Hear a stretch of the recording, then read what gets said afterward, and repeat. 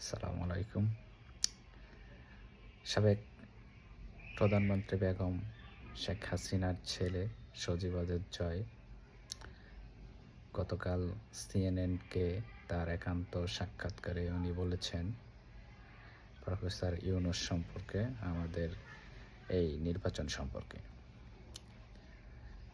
উনি আমাদের দেশে অবাধ সুষ্ঠু নির্বাচন নিয়ে শঙ্কা প্রকাশ করেছেন, কারণ one of the largest party Awami League ওরে বাহিরে রেখেই নির্বাচন হচ্ছে, সেজন্য উনি এই নির্বাচন নিয়ে শঙ্কা প্রকাশ করেছেন।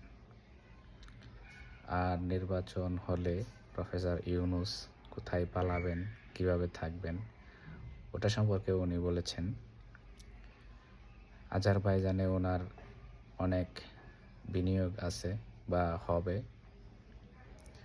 এবং রিসেন্টলি আজারবাইজানের প্রধান প্রেসিডেন্টের মেয়ে একান্ত সাক্ষাৎকারে উনি দেশে এসেছিলেন, ওনার সাথে কথা হয়েছে।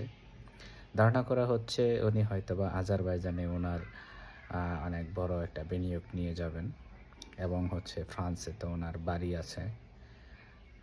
নির্বাচন পরবর্তী সময়ে হয়তোবা উনি ফ্রান্সেই যাবেন, ফ্রান্সেই থাকবেন, এরকম পরিকল্পনার কথাই জানালেন সজীব ওয়াজেদ জয়। আসসালামু আলাইকুম।